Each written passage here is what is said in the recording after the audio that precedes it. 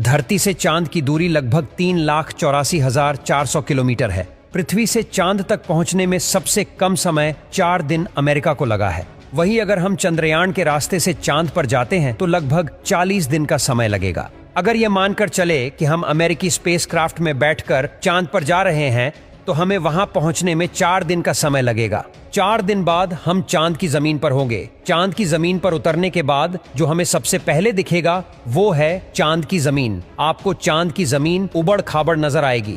चांद की जमीन पर हर तरफ आपको बड़े बड़े गड्ढे दिखाई देंगे। जब आप चांद की जमीन पर खड़े होकर ऊपर की ओर देखेंगे तो आपको हमारा खूबसूरत ग्रह पृथ्वी नजर आएगा, जिसमें आपको पृथ्वी साफ साफ अपने अक्ष पर घूर्णन करती हुई नजर आएगी, लेकिन आसमान में हमेशा उसकी स्थिरता बनाए रखेगी। अर्थात चांद पर खड़े होकर पृथ्वी को कई वर्षों से अगर हम निहारते रहे तो वह अपनी जगह से टस से मस नहीं होगी। चांद का गुरुत्वाकर्षण पृथ्वी के मुकाबले 6 गुना कम है, यानी चांद की जमीन पर जाने के बाद हमारा वजन 6 गुना कम हो जाएगा। यदि पृथ्वी पर आपका वजन 60 किलो है तो चांद की सरफेस पर आपका वजन केवल 10 किलो ही रह जाएगा। यानी चांद की जमीन पर उतरने के बाद आप अपने आप को काफी हल्का महसूस कर रहे होंगे। आप इधर उधर आसानी से उछल पाएंगे।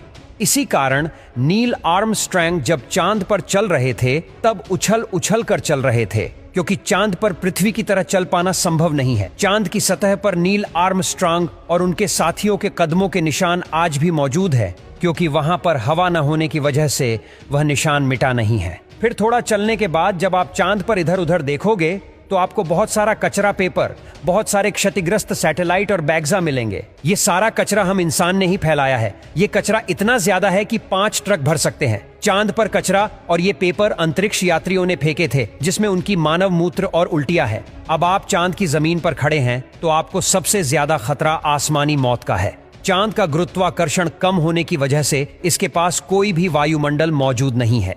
वायुमंडल की नामौजूदगी के कारण वहां पर रहने वालों के लिए उल्का पिंड से मरने का खतरा लगातार बना रहता है। यानी आप चांद पर खड़े हैं और पता नहीं कब एक बड़ा पत्थर आसमान से गिरकर आएगा और आपकी मौत वहीं पर हो जाएगी। यही वजह है कि पृथ्वी से देखने पर जो चांद पर काले धब्बे दिखाई देते हैं, असल में वे धब्बे नहीं, गड्ढे हैं। जहां पर सूर्य की रोशनी नहीं पहुंच पाने की वजह से वो धब्बे नजर आते हैं। सूर्य के बाद आसमान में सबसे ज्यादा चमकने वाली अगर कोई चीज है तो वो है चंद्रमा। जब हम पृथ्वी से आसमान की तरफ देखते हैं तो हमें नीला दिखाई देता है, लेकिन जब चांद से आसमान की तरफ देखेंगे तो हमें नीला नहीं बल्कि काला दिखाई देगा। यानी आप जब भी ऊपर आसमान की तरफ देखेंगे तो आपको लगेगा कि आप काले आसमान की दुनिया में आ गए हैं। अब चांद पर खड़े होकर आप बहुत बोरिंग फील कर रहे हैं और हम मजाक नहीं कर रहे।